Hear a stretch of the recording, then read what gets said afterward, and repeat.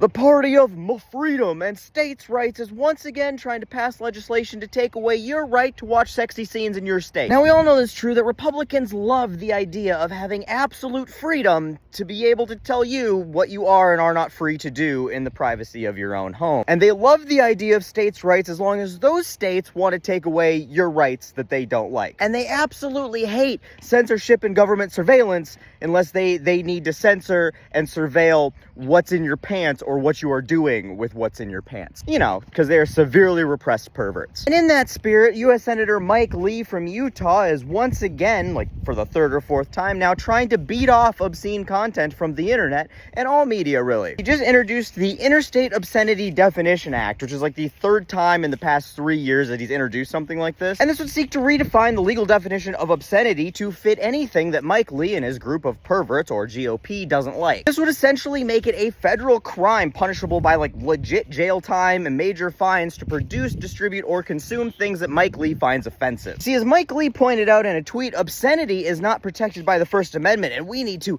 get rid of it because it's infecting our society. And in that main vein, I do find it interesting that Mr. Mike Lee seems to think that porn, sexually suggestive content, nudity, trans people just existing, books about, you know, gay people, all of that should fall under the definition of obscenities. But hate speech, radical and dangerous misinformation, and the fact that this dickhead is allowed to expose himself to all of us on C-SPAN even though he looks like, well, a dickhead, does not. That being said, Mike's tweet does potentially contain some accuracy. Obscenity laws have long been a legal gray area under the First Amendment, and what obscene speech is legally allowed to be restricted has varied wildly over the course of our history. And now, I'm no legal scholar, but I fail to see how obscene speech is not completely protected by the First Amendment. And what's even more confusing to me on that is, despite the actual definition of obscene not having anything explicitly to do with sex, the legal definition of obscene is only about sex. Now, since the 1973 ruling of Miller v. California, for something to be considered legally obscene, has had to meet 3 very specific criteria. It has to appeal to sexual interest, offend contemporary societal standards, and lack any serious political, scientific, literary, artistic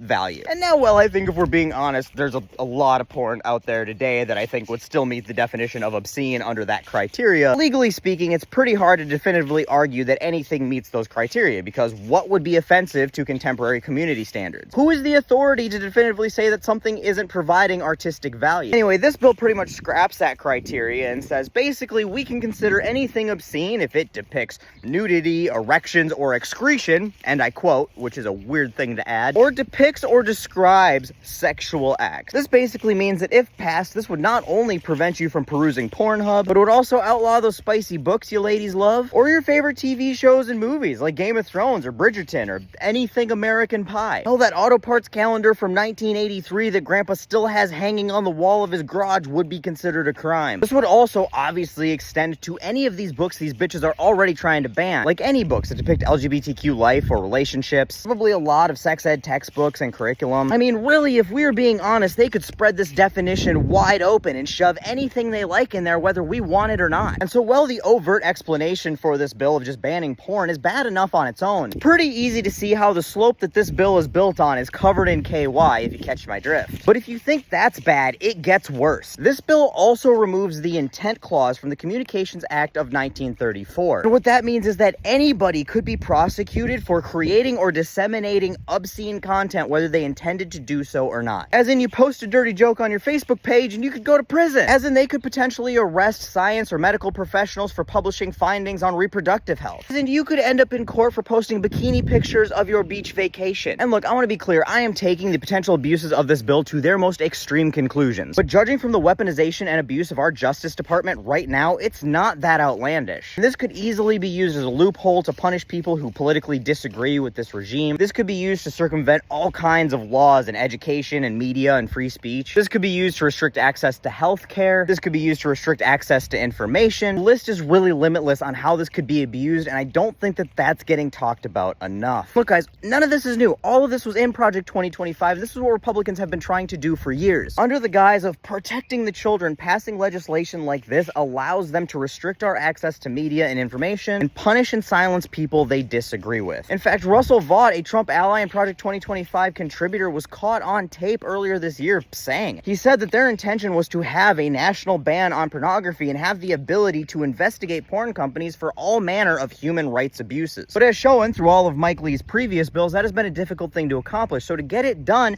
Russell Vought said, and I quote, "We're doing it from the back door, starting with the kids." Now, if that phrasing of that statement alone doesn't make you feel like somebody should have their hard drive investigated, I don't know what does. But the point of this is that they always do this with the intention of protecting the kids, and that's how they get buy-in from this, but it's never about the kids. It's always about control, and it's always about being able to exact retribution against people they view as enemies. That is why any legislation that has anything to do with anything like this cannot be allowed to pass, because it's not about protecting kids, it's not about the porn, it's about oppressing you. That being said, though, they are playing with fire because we live in a constant state of existential crisis that they continually make worse. They go and take away people's ability to look up stepsister stuff or whatever the hell they're into. There would be a revolution by the end of the week. So if you don't want to see just how obscene Americans can get, you might want to let them keep their smut.